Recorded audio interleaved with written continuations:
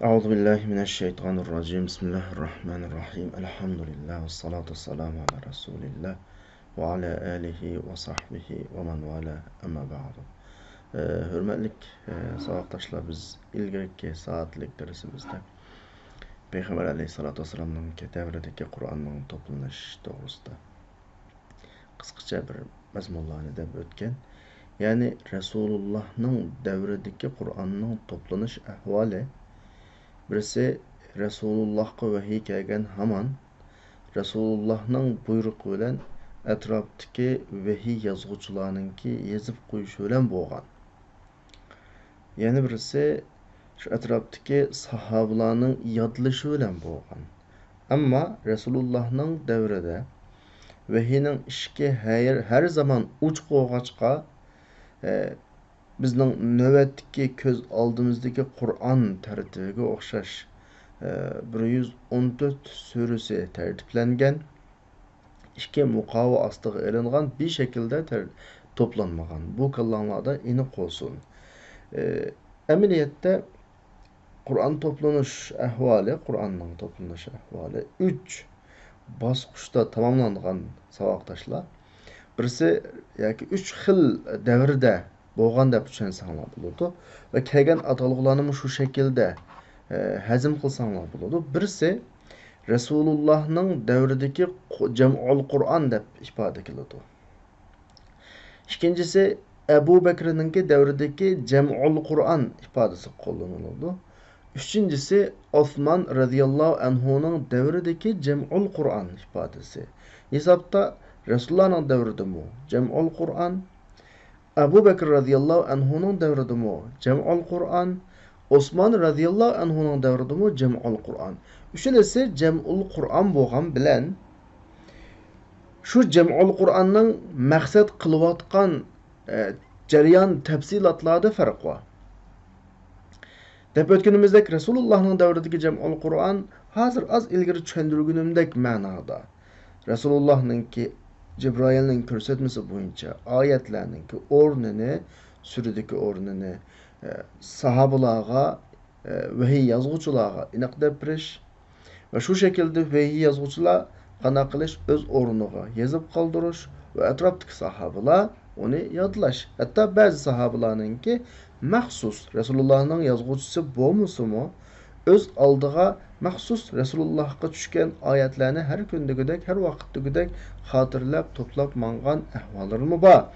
Bu Resulullah'ның davridagi jam'ul Qur'on degan so'zning ma'nosi bu bo'ladi. Ebu Bekir radıyallahu anhu'nun davri kelgan vaqtdagi jam'ul Qur'on qanday ma'noladi? Uning tushunchasi qanday? Buni bugungi darsda o'qiymiz. Kelasi soatlik darsimizda Osman radıyallahu anhu'nun davridagi jam'ul Qur'on to'g'riliq ma'lumotlarni o'qiymiz. Ondan keyin saboqdoshlarga men oldingi soatlik darsimizda jam'ul Qur'on haqida bir iznib beqish vazifasi bergan. Tabii onu bugun sunmayman. Çünkü Osman radıyallahu anhu'nun davridagi jam'ul Qur'onning masalasi tugagandan keyin biraqlam so'rayman. Ondan keyin birisi Ramazon bo'lgach men biroz ancha-muncha vazifa topshiriqlarda taxfif qilyapman o'zimcha. İmtihanımı asasen degidek hozir qadar kitob boshlanib olmadim. Çünkü Ramazan'da qiynalib qolmasin saboqdoshlar degan maqsadda. İnşallah Ramazan chiqqanda hammasının hisobini bir so'raymiz inşallah. Anda olsa dersimizni başlayılı. Bugünkü dersininki teması kitabetuhu fi ahdi Ebu Bekr radıyallahu anhu. Emdi muşurunda kitabetuhu degenden jam'ul Qur'on yoki jam'uhu fi ahdi Ebu Bekr deyish mencha biraz muvaffaq. Çünkü Qur'on toplanish meselesi her daim şu jam'u ifodasi bilan ifodalanib kelyapti. Kitabetuhu tedvinuhu ismi hadeden ziyade hata değil olmaydı ama bekrak münasip hakkında sözlavatımız savaştaşlar. Kana jam'ul Qur'on avaz biraz pes mi savaştaşlar? Avaz pes olup kalsa ben biraz avazını kütesem buludu.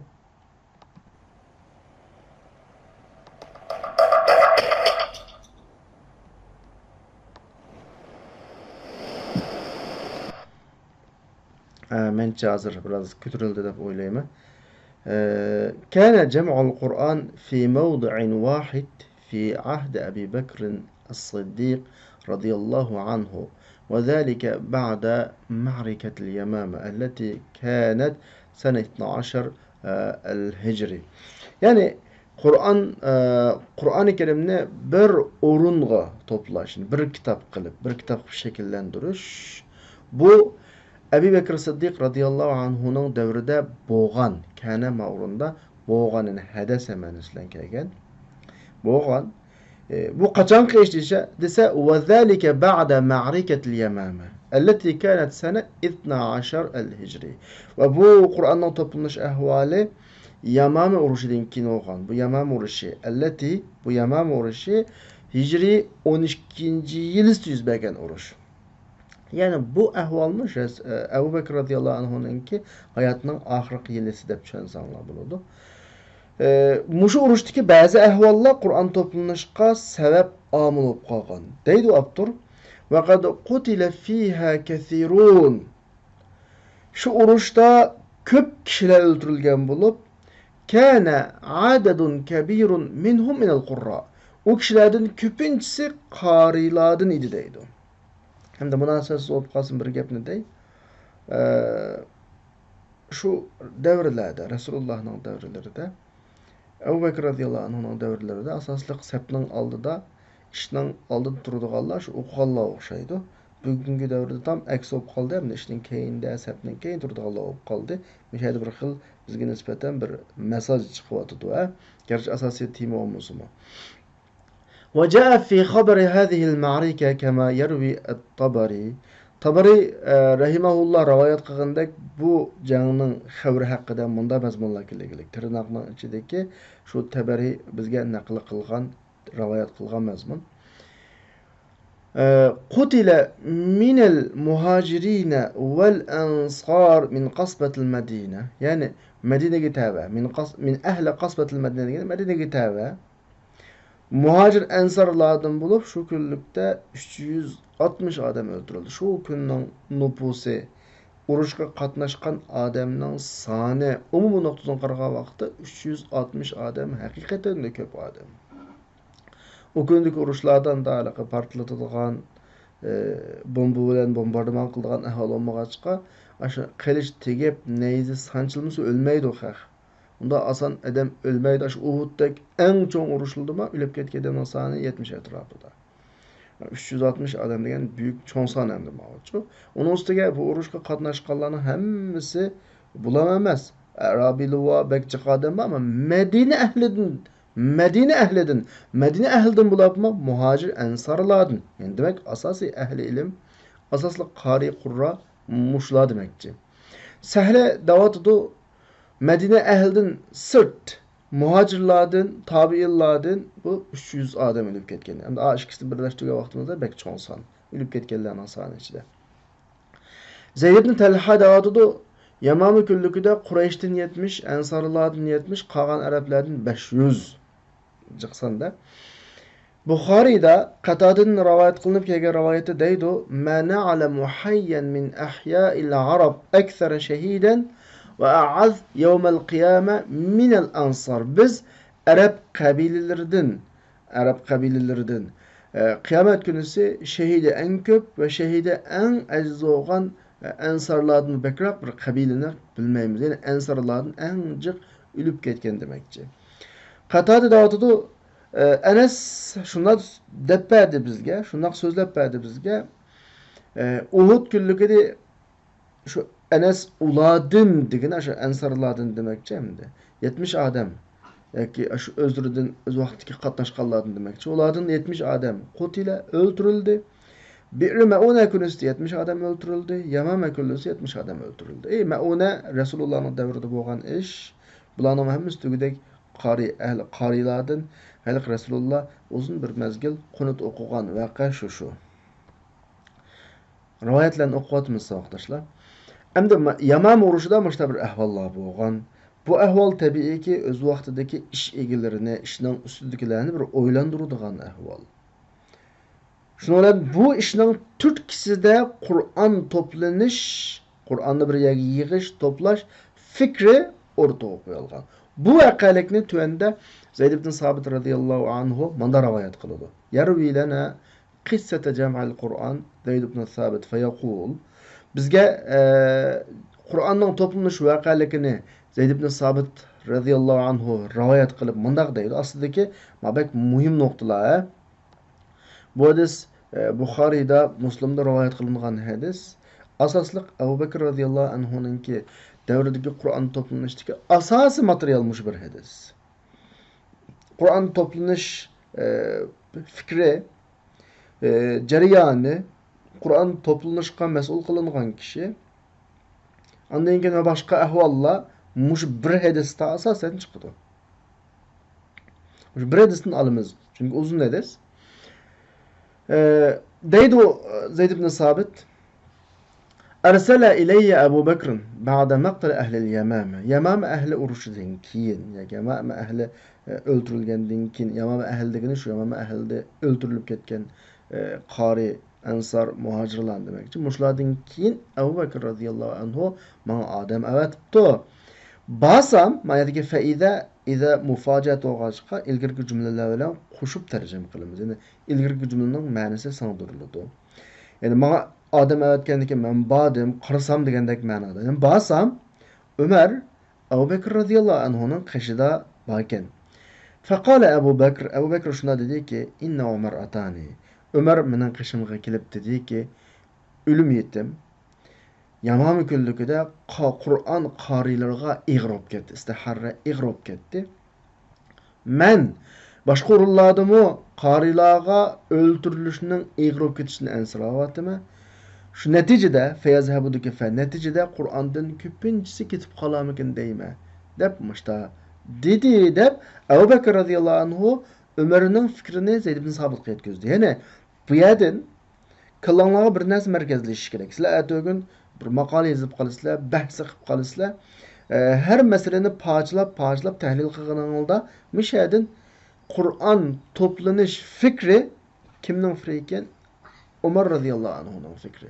Agar sizlar maqolanglarda bir abzas yoki bir matlabdan birini tug'izib fikra jam'ul Qur'on desanglar, ya'ni Qur'on to'planish fikrini kim asosga o'rtaga qo'ygan degan nuqtani yuritmoqchi bo'lsanglar, mush asliga nisbatan dalil bo'ldi. Qallangda bo'lsin.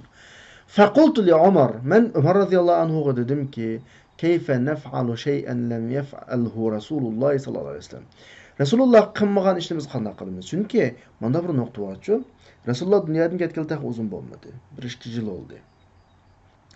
Qur'on Rasulullohning ta'limoti bo'yicha yozilayotgan, to'planayotgan bir ahvol. Rasululloh dunyodan ketgan vaqtda bizga bunda Qur'onni bir yig'ib birib ketmaglik. Bu ishni qildigan ish bo'lib qolsa Rasululloh qildi. Texnik uzun bo'lmadi ketgili. Bu ish qanday ish kallasini o'tmadi. Umar huwa vallahi xayr. Alloh bilan qasamki bu yaxshi ish. Deb orliqda bir muncha gaplar bordi. Chunki bu uzun suhbat bo'lish kerak. Chunki oddiy ish emas, cho'ng ish. Balkim kunlab o'tgan bo'lishi mumkin. Bu yerlar bir qisqartirilgan bo'ladi. Chunki hadisning rivoyat qilinish shakli shu. Falam yazal yuraji'uni. Mush iboratning o'zi bizga shu nuqtalarni qanday qiladi ifodalaydi. Men qanday qilyapti, tushuntiryapti, murojaat qilyapti, da'vati, roja'a asli. Gapni takror deb tushuntirib, masalani texmo qanday qilgan so'zliga. Masalan, adati normalda birisi munda qilma desa qarishtirib, bunda qilsa qanday bo'ladi? Bu yaxshi bo'ladi. Mushta bir o'zaro birisiga so'z, savol, javobning javobi, mush shaklda davomlashgan suhbat roja'a yuraji'u. Bilislarki Qur'onni murojaat qildim deydi. Masalan, shunga o'xshagan masala. Hattoki Alloh mening qalbimni shunga ochdi. Abu Bakr radhiyallohu anhu Zaydga xitob qilib shuna deydi. Mendagi muhim nuqta bor. Nima uchun Zaydni chaqirdi? Boshqa hech kimni chaqirmay Abu Bakr radhiyallohu anhu kallasida Zaydni bu xizmatga tanlab, chaqirib Zaydga deyishdimi? Zaydni kallasi tanlab bo'lag'liq bu xizmatga. Maqurda, hozir tarjima qilmoqchi bo'lgan qurda Zaydning bu xizmatga tanlanish sababi o'rtaga qo'yilib deydi-ki, innaka shabbun. Sen yosh, ya'ni himmat lozim ishqa. Chunki jafo, mushaqqat, ummatning, millatning yoshlari asosiy vazifani ustiga elish kerak. Aqilun, zirak, La nettehimuk. Seni biz hech qanday bir ayıplamaymiz degeni ma noktada işencilik demekçi. Sen işencilik. Bu muhim nokta. Ve kad kunte tektubul vahye li Resulillahi sallallahu aleyhi ve sellem. Sen Resulullah'ın vahyisini yazattın. Qarama. 4 sebep var. Bir işki vazifelendirmekçi olan adamda 4 salahiyet. Aqallisi yuqarıtılğanın birisi himmet sahibi bo'lish kerak. Bu inneke şab bundan çıkışı mümkün. İkincisi zirek, akıllı bo'lish kerak. Meseleninki ijobiy natija bilan oxirlashish uchun. Üçüncüsü lanet tehimuk. Biz seni ayıplamaymiz, töhmet qilmaymiz degan gap senda gumonlangudak ish yo'q demak. Yana sen ixlosman, mu'min, mesele yo'q senda. Eng oxirgisi bo'lsa vaqad kunta taktubul vahya, yani salahiyat va bilim bor. Shunga nisbatan xibra, tajriba va senda demakchi. Tajriba bak muhim savoqdoshlar. Unda bo'lgandan keyin fa yuqorqi salohiyatlarninki natijasida eng oxirgi xulosa shuki fatatabbail Qur'an fajma'hu. Sen Qur'onni iz qo'g'lab tashrib qana qil taraf-tarafdan aqta. Tatabba'a degan gap bunda iz qo'g'lash degan gap. Aslida normallikqa jasuslarninki iz qo'g'lashi lam emas. Masalan, masalani oxirigacha mutobaqa qil. Masalan, avnada, fukunlarda izdinish, izdash degandek ma'nolarda. Sen Qur'onni açta iz qo'g'lab hammani bir yerga to'plag'in. Endi Zeyd ibn Sabitning bu masalada haqiqatan da mas'uliyatchanligini tuvandagi bir jumlasi bizga ifodalaydi. Favallahi law kallafuni Alloh bilan qasamki, law kallafuni agar ular meni menga tog'lardan bir tog'ni yo'tkashga taklif qilgan bo'lsa, ma kana asqala alayya mimma amarani bihi min jam'il Qur'an. Menga meni buyurgan Qur'on to'plashdan iborat ishdan ig'ri kelmasdi. Ma kana asqala degani ig'ri kelmaydi. Ma masala bak haqiqatan bir ig'ri ish. Dedimki kayfa taf'aluna shay'an lam yaf'alhu Rasululloh sallallohu alayhi vasallam. Sizlar Rasululloh qilmagan ishni qanday qilasizlar? Dediki, "Va vallahi xayr." Mushta bir suhbat, dialog o'rtada bulaqliqamdi. Felem yuraci'ni hatta şerahallahu sadri lillezî şerahallahu. Buna qarasanglar ilgirki nimada? İlgirki cümlede fecma'hu g'icha hammasi Abu Bakr radhiyallohu anhuning so'zi. Kalon ini qolsin. Fecma'hu g'icha. Yani Abu Bakr radhiyallohu anhu Zeyd ibn Sabitni chaqirib, "Menga Umar kelibdikan. Mashta qildi dedim." Dedi.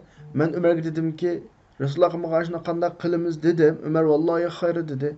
Bana müracaat qildi. Qalbimni ochdi. Shundami? Sen yosh aqlli, sen ittihom qilmaymiz va hey yozatding. Unda o'g'anki mashta qilsang, dedimi? Degandan keyin Zayd ibn Sabitning qaytgan inkosi nima bo'ldi? Resulullah mağaşına qanday qilisizlar? Aynı şekilde. Xuddi Abu Bakr Umar radhiyallohu anhuga Resulullah mağaşına qanday qilimiz degandek Zayd ibn Sabitmi ha ish kelanga Resulullah mağaşına qanday qilimiz? Abu Bakr radhiyallohu anhu mu huwa vallahi xayr degan javob bilan boshlab nurg'un paranglar o'tirdi. Buning hammasi qanday shaklda qisqartirildi? Falam yazal yuraji'uni. Yani Abu Bakr radhiyallohu anhu men bilan paranglashib, mushaqda suhbatlashib, murojaat qilyapti. Lam yazal davomlash degan ma'noda. Hattoki Alloh subhanahu va taolo mening qalbimni Abu Bakr ve Umar'ın kalbini açkan işqa açtı. Yani ben makayla oldum demek Zeyd ibn Sabit radıyallahu anhu. Mesele hal oldu yani. Zeyd dedi ki fetetebba'tul Kur'an. Ben Kur'an'ı izleşik kiriştim. Yani Kur'an'ı asbden, lihafden, sudur ricalden, kanakılden topladım. Öz vaktimde bir nokta kallanıldı inik olsun. Bir nokta kallanıldı naiti inik olsun. Resulullah'nınki devrede Resulullah meyli Resulullah yenidun peygamberlikni üstüge ağan devr olsun ya ki keyingi devrler olsun texi resmi bir o'qitush o yeziqchilik taraqqiy qilmagan davr olmagan bo'lg'achqa yeziqchilik qurollari intayin qiyin emdi. U davrni qo'yib turaylik, bizning kichik vaqtlarimizda masalan bizni qariyalarga apropriat atanimiz bizda haptiyak kemchildi. Keyingi davrda u kengaydi. Qana qildi desanglar, ustozlarimiz bizga o'rgatmoqchi bo'lgan surani yog'ochda taxtalarga yezib beradi. Tamam, demoqchi bo'lganim shu savoqdoshlar. Resulullahning davrida u qadar yeziqchilik materiallarining qis bo'lishiga qaramay, sahobalarning Qur'oni Karimga bo'lgan ishtiyoqi, ilmiy mas'uliyatchanligi sahobalarni shu topgan narsaga yozdurishga sabab bo'lgan. Ya'ni topgan nima topishini yozgan. Masalan, qog'oz parchasi topsa, qog'oz parchasiga yozgan. Qog'oz parchasiga yozsa, qog'oz topsa shunga yozgan. Bunda bir taxta topsa, taxtaga yozgan.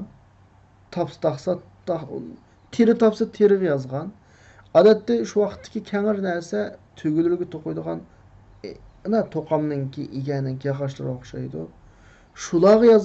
Demak, endi Rasulullohning davrida nima topsa shuni yozgan. Shu nuqtani kim ifodalab Zayd ibn Sabit radhiyallohu anhu ifodalab, men Qur'onni asib degani xormini kesib o'tgandan keyin da tüp-tüz qilib qolgan yuzi yozg'ildiganligi yerga qana qilgan hamdi yozganda bular. Yozg'ili bo'ldiganligi yerga qana qilgan yozgan. Lihabtin ba'ziligi tuguninki nima? Maliqi ndeymiz endi ig'zimga kam ma'votudu.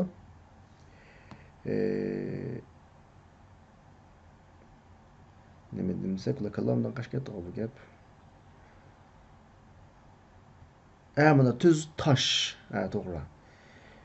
Mushunga o'xshash aql o'ylab baqilgan bir toshga xat yozish bizning kallamizga sig'maydi. Chunki biz üst bitilib ma davriga kelgan vaqtimizda biroz o'qish, yozish qurollari kengaygan davrda o'qishqa toshga xat yozganni kallamizga sig'dira olmaymiz, ammo tasavvur qilsak bo'ladi.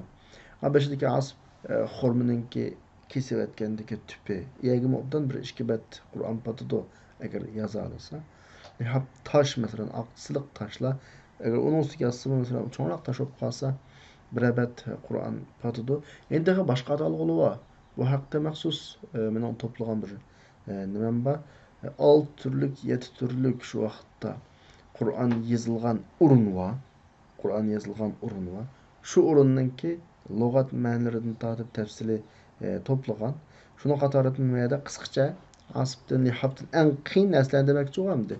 Odatda qog'ozga yozilgan, raqqa yozilgan, teriga yozilgan bularni to'playdi. Hatto xo'mininki yog'ochlariga, toshlarga yozilganlarini to'playapman deydi. Va kishilarning qalbidan to'pla. Shu chikitni ko'rdinglarmi? Keyindagi chikit. Bular degan gap uzun. Hadis uzun hadis. Ama mushu yerga munosib shaklda qisqartirildi. Demak, endi mashtavolab topildim Qur'onni demekçi. Dedim sabit.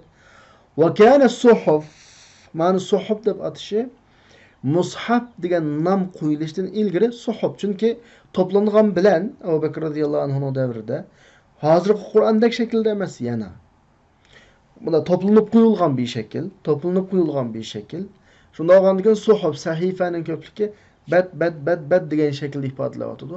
Bu suhuflar, mush Qur'onlar demekçi, mush to'plagan Qur'on Abu Bakr radhiyallohu anhuninki qishida qolib qoldi. Alloh uni aketganga qadar vafot topqizdi. Ondan keyin Umar radhiyallohu anhuning qishida qoldi, Umar radhiyallohu anhuning hayotida. Ondan keyin Hafsa radhiyallohu anhaning qishida qoldi. Misha kelgan vaqtda men bir gapni dey va sizlarga bir narsa vazifa qo'yman, kallangda bo'lsin. Bu Qur'on Umar radhiyallohu Hafsa radhiyallohu anhaning qishida qoldi. Osmon radhiyallohu anhuning davriga kelgan vaqtda Qur'onni ko'paytib taqdirgan ish bo'lib, Hafsa radhiyallohu anhuning qishidan Osmon radhiyallohu anhu elib, uni ko'paytib shu Osmoniya mushaf degani shu taqatdi va qaytirib berdi. Marvonning davriga kelgan vaqtda Marvon Hafsa radhiyallohu anhadan bu Qur'onni olaman dedi. Unumidi? Tamam. Rasulullohning ayoli ya, ehtirom va hurmati va qo'yib qo'ydi. Vafot topgan kunlikda inisi İbn Umarga buyruq qilib Qur'onni akab berdi. Shu vaqtda uni yo'q qilib o'tdi. Bir rivoyatda yuvatdi deb. Rivoyatni bor ko'ydirib o'tgan rivoyatlim bor. Endi kallanlardan mishadi bir narsa taqilish kerak. Ya'ni nima uchun Marvon bu Qur'onni oxiratda yo'q qilgan degan bir nuqta sual şekilde kallanıda kalış gerek. Bu doğrusu izlensanglar, muşunun cevabı üçünmü, ançı qandaq bakınlar, izinip bakınlar. Yani yukarıki hadisinden biraz kıskartılması, o lakin hadis hemmesi. Mənbəsi qarasanglar, mesela Sahih Buxarida rivayet qılgan hadis. Kölə anlamam mənbəni. Mesela yukarıda biz okugan hadisini Buxari rivayet qılgan, Tirmizi rivayet qılgan, Beyhaqi rivayet qılgan, Ulumul Quran ulamalardan Zerkeşi Burhanda naql qılgan, Siyutima itqanda alğan muş sahadaki en dağlıq mənbə hadislərinin birisi.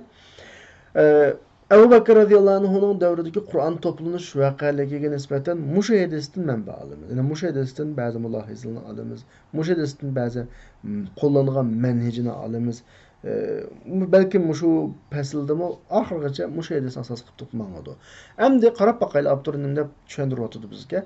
Ebu Bekir radıyallahu anh'ın kalamı da gibi de zukira yani zikrun aşu Zeyd ne muşu hizmetke tallışı namzat qıp körüstüşüge onu ibbağan hamelethu nime dava Türkkilerinin zikri var. Davafi'a Türkkiler hamelethu şeyge apağan mecburluğan terşih nime namzat qıp körüstüken.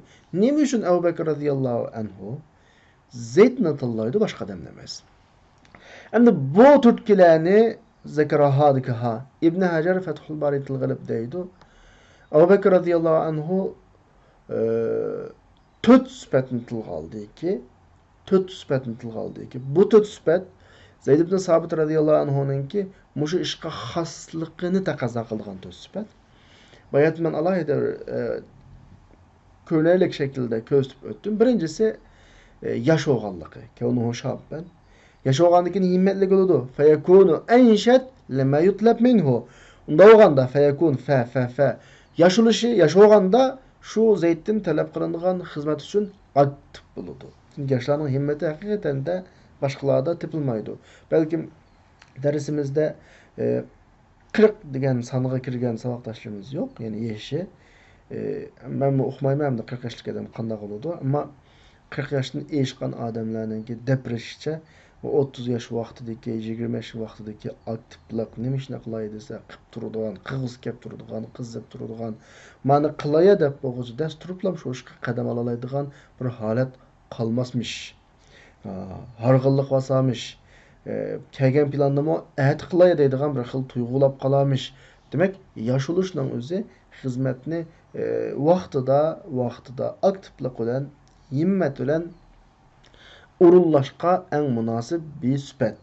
İkincisi aqilliq bo'lishi. Aqilliq degani qilayotgan ishni tushunib qiladi. Yani feyakunu aw'alahu shu xizmatni en tushunadi. Yani aw'a degan gap to'liq tushunadi. Odatda aqlsiz odamni ish qilib qolsang, har ishning tafsilotiga o'rgatsang bo'ladi unga. Mana unda qilsa ishga aqlli odamchi ishning beshini ko'rsatib qo'ysa yoki masalani o'rtaga qo'yib, masala mushu masharaq ish qilamiz deysa, qolganini o'zi tepib qiladi. Bu bak muhim nuqta. Aqlsiz odamni ish qo'ygan odamning holiga voy.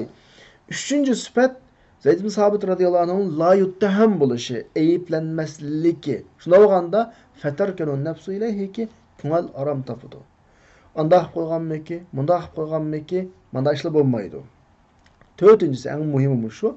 Dördüncüsü vehini yazıdığan buluşu. Doğanda bu iş için köp şoğullandıgan buludu ki. Yani tecrübesi var, hizmet tecrübesi var. Stajdan doqamdı. Mana muşu süpetler ki Zeyd'de toplandıgan ictimaat lahu. Zeyd'de toplandıgan muşu süpetler qad tujadu fi gayrihi lakin mufarraqa. Başkaları mı tepeleşi mümkün lakin tarqaq. Mesela bazılar var vehi yazıqlıq ama yaşınıp qalıqlıq. Bazılar var aqıllık ama onun da biraz mesele var. Yani biz işengimiz gelmeydi. Mesela bazılar var aqıllık, zirek, iştaham yok lekin burun vehi yazmağan. Degandek hele ki bu töt süpetinin Zeyd'de bıraklam tepilgandek başkalar tepilişi asasen ters demekçi. Başka rivayetler bakın arkadaşlar. Başka hadisler mi? Abdurrahman da şuna ve tedullu rivayet el-adide. Nurgun rivayetler şunu ifadələydi ki Ömer ibn Xattab radıyallahu anhu muşu timida Zeyd ibn Sabitqa toluq yardım bergan. Bu haqda muşu Sicistani'ninki Mesahib degan kitobda aslında bor. To'liq rivoyatlar bor. Agar ko'ngilga kelsa, shu yerni izlab qarab baqsam, aslında akab turibdir. Ve la acaba fi zalik. Bunun hiç acablanarlik tarafı yok. Çünkü Ömer radıyallahu anhu muş fikrining egisi. Ömer radıyallahu anhu bu fikrini Abu Bakr radıyallahu anhuga taklif qo'ygan, iqtiraha degan taklif qo'ygan kishi.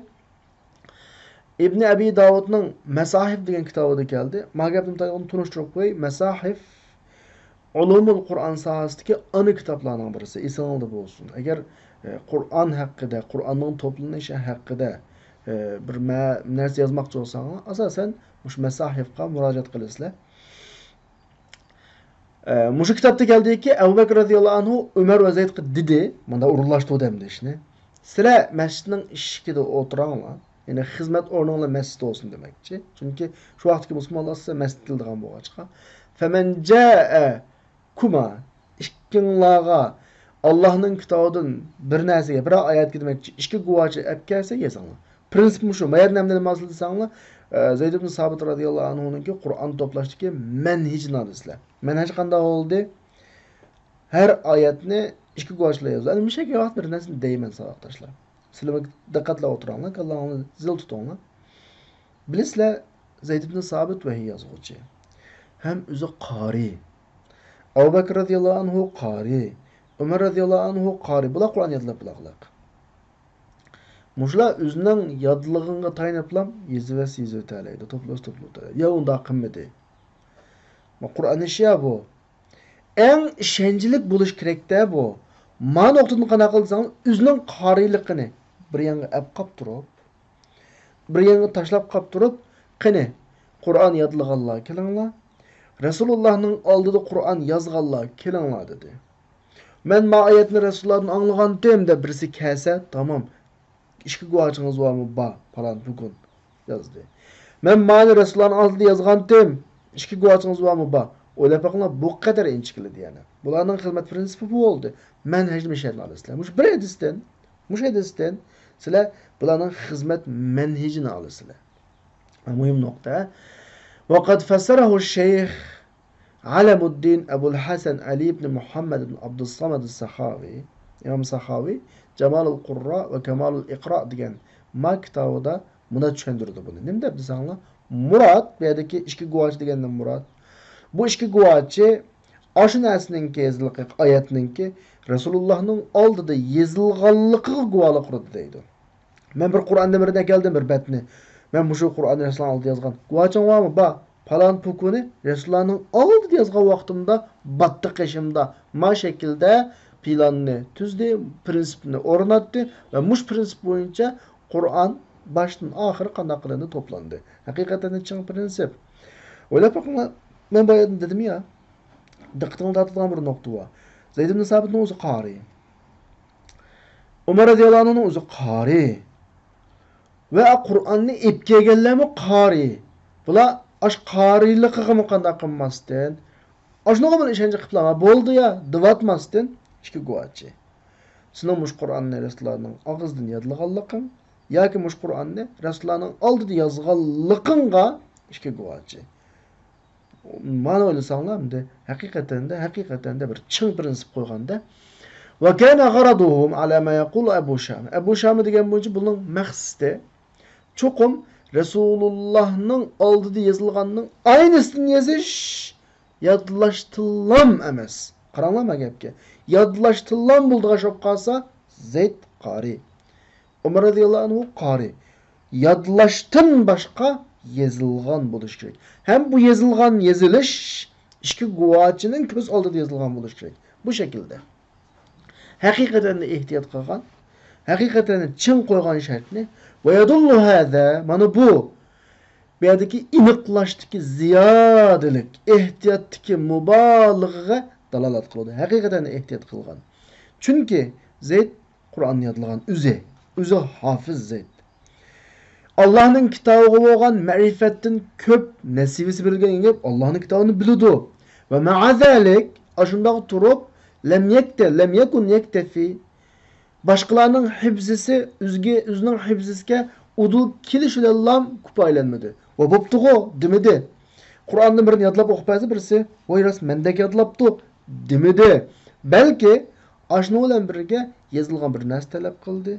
Ve yani tehe aşının üçün muşu yazılış Resulullah'ın oldu boldu degenge guvalık qiladigan edem talep kıldı. Yani ey lem yekun yektefi o ayetninki Kur'an'ninki yazılgan buluş ile mi kupaylanmadı. Hatta ki bununla samaan anılgan kişi guvalık. Demek bunu kaçtı qarab turgan guvaçı, bunu qana qılgan, ya Rasulullah'dan anılgan adam, yazgan, muşnoqlarning hemmini şart qıldı.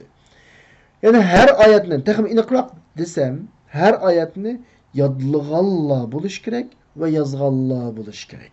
Muşni şart qıldı.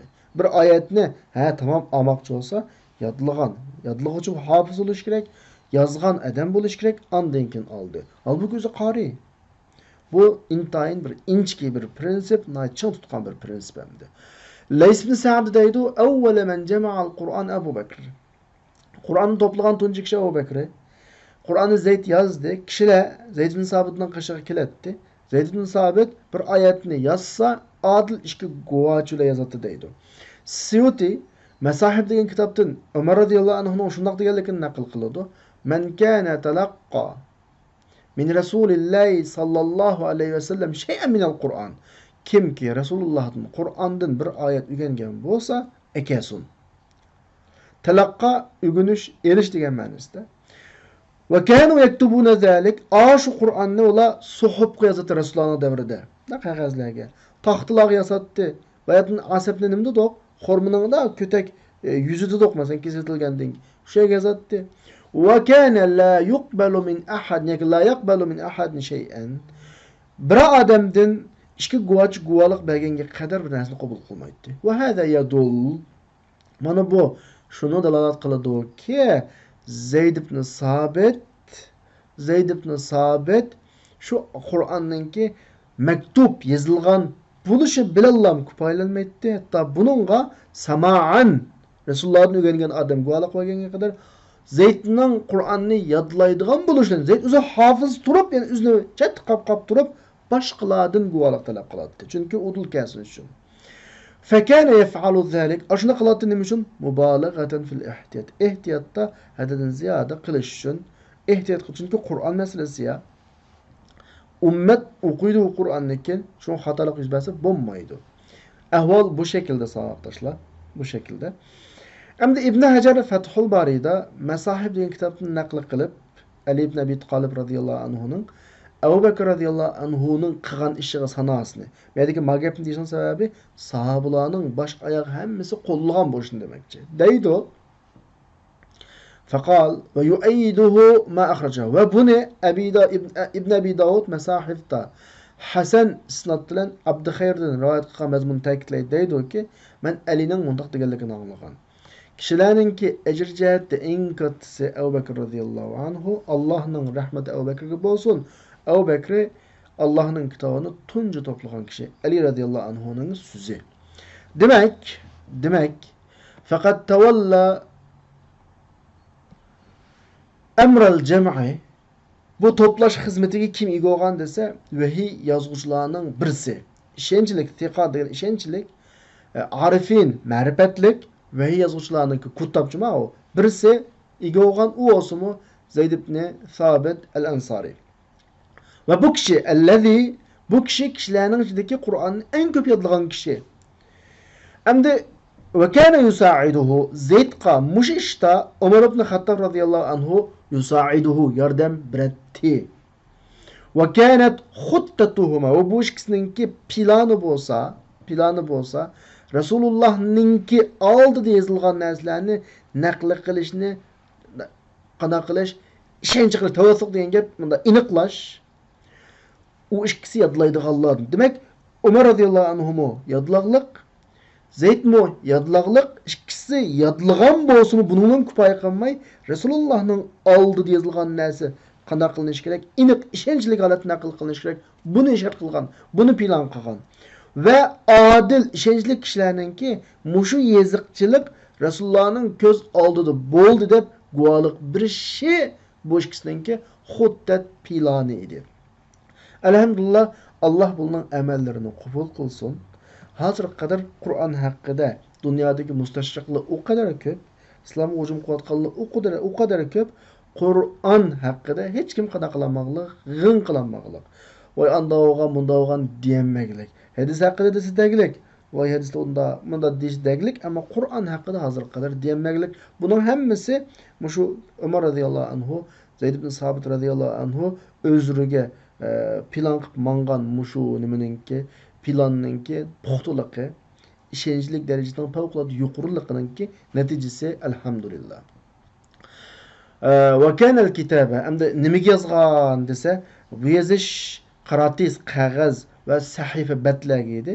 Itqonda kelganda Ibn Mardan rivoyat qilib deydi, Abu Bakr radhiyallohu anhu Qur'onni qaratisga to'plagan. Qaratis degan nima desanglar, Maturkiyada mana qirtasiya deb qo'ydi ya. Qog'oz, daftar, kitob do'kon degan gap qirtasiya. Qirtas qog'oz, oq qog'ozni ko'rsatadi, qaratis qog'ozlar degan gap ya'ni. Balki bu vaqtdagi qog'ozlar bizning hozir navbatdagi daftar, kitoblarimizdagidek 4 chas olmaslik kerak. Kichik vaqtlarimizda bir xam qog'ozlarni ko'ratdik, buni atrofida da kesilgan, bunda shaklda. Tarixiy filmlar qarasanglar, bir yerga xat o'vasa chiqib, tap-tuz kesilmagan bir qog'ozga ashuna o'xshab deb tushunsang, tasavvur qilsanglar bo'ladi. Tabiiyki, bak muhim emas, ammo ashta bir o'z vaqtidagi qog'ozlar. Mushu sahifalamda va jumi'at hadhihi as-suhuf, mushu sahifalar bir o'ringa to'plandi. Nimadan keyin desa, ilgari ba'da an kana degan ilgari asabning ustida, ya'ni xurbining ko'taklarida, toshlarda, qog'ozlarda to'qamning yog'ochlari, aktaf degan gap, to'qamning aktaf ma ketf tag'oq so'ngak deymiz. Tag'oq so'ngaklarda tarqaq uriladi bo'lgandan keyin bir yerga to'plandi. Vaqat badala Zaydun juhudan daxma. Zayd nayt katta tirishchiliklarni ko'rsatdi. Chunki Zayd o'sha xizmatni bir yilda Abu Bakr radhiyallohu anhuning xalifalik davrida injaza tamomladi, bitdi deydi. Ajoyib bir barakat. Oddiy ish emas, lekin Allohning barakati bilan bir yilda bitgan bu ishlar deydi. Va yazhar. Yine bu yerden çıkıdığım bir mezmun bak görünüş. O olsa mu ennehu kâne ila canibi hadal amel resmi. Devlet igi boğan bu resmi hizmetinin qeşida ila canib diyen gap yanlarıda. Ama o Ebu Bekir radiyallahu anhu şu vaxtki devletinin igisi, devletinin başlıqı hesaptı halife. Şunun buyruğu bilen iki ölen kılan iş ma resmi Kur'an. Manın qeşida yana şəxsi muhavalatlar, şəxsi urunuş, şəxsi tirişçiliklar bolğan bəzi sahabelər tərəfindən. Yəni hər sahabe özüge Qur'an toplagan əhvallar var. Məsələn, faqat cumi'al Qur'an, cəmi'al Qur'an. Faqat Qur'an, məsələn, Qur'anni bir suhublarga uluq Ubay ibn Ka'b uluq sahabinin birisi toplagan məsələn. Ubay ibn Ka'b birisi Qur'an ustazlarından birisi. Biz onu okuduq ilgirki bu husda. Şunday Maqdad Amr şunday qilgan, Abdullah ibn Mas'ud şunday qilgan, Abu Musa al-Ash'ari'lami o'ziga ayrim Qur'on to'plagan shu vaqtlarda, ammo rasmiysini kim to'plagan? Zayd ibn Sabit to'plagan. Avvalninki shaxsiy, nimaninki rasmiy ham Zayd ibn Sabitninki. Faqara ahli Dimashq, ahli Dimashq Ubayning nusxasi bo'yicha o'qigan shu vaqtlarda. Ahli Himsi Maqdadning nusxasi bo'yicha o'qigan, ahli Kufa Basra Abdullah ibn Mas'ud Abu Musa al-Ash'ari'ning nusxasi bo'yicha o'qigan. Bunun ahirisinden nege vakalıqını inşallah ikinci dersimizde okuyumuz. Ve ba'da intaha Zeyd min ameliyetil cem. Zeyd toplaş hizmetinden bikavgandın kiyin selleme ma cema'ahu üzü toplağanını Halife Ebu Bekir radiyallahu anhu'a tapşırıp bergen ellezi bu Kur'an, bu mushaf, yani bu Ebu Bekir radiyallahu anhu bu Kur'an'ını vapat tapqanğa kadar saklagan. Şundan fa'alet hadihi suhuf. Bu suhufla Halife Ömer radıyallahu anhu'a qaytqan. Çünkü Ebu Bekir radıyallahu anhu kelimeşi. Çünkü Ebu Bekir radıyallahu anhu şu halifelikni şu Kur'an'ni Ömer radıyallahu anhu'a tapşağan, ahile deyin gep şunuğa tapşağan. Çünkü Ömer radıyallahu anhu halifelikке namzat körüstilgen kişi oğaçqa. Ondan keyin Ömer radıyallahu anhu bu mushafni qizi Hafsa Ummul Mu'mininga ahir hayotıda tapşırıp bergen. Çünkü 3. halife tek o vaqtda beyat birilmegen. Ömer radıyallahu anhu tuyuqsuz şehit kılıngan boğaçqa 3. halifeninki namzatlık ve başka gap sözleri yoktu. Onda olgan diken kızıga tapşırıp bergen, kızının qaçtı qalgan ve ondan keyingi jarayonlarni inşallah keyingi saatlik dersimizde oquşumuz mümkün. Ama halqılıq nokta şu Kur'an. Ebu Bekir radıyallahu anhu toplagan Kur'an Näde? Nima uchun Marwan uni yo'qotdi, chiqdi yo'qotdi debdi. Mush noktalar Allah'larda bir sual işaret şekilde kalsın.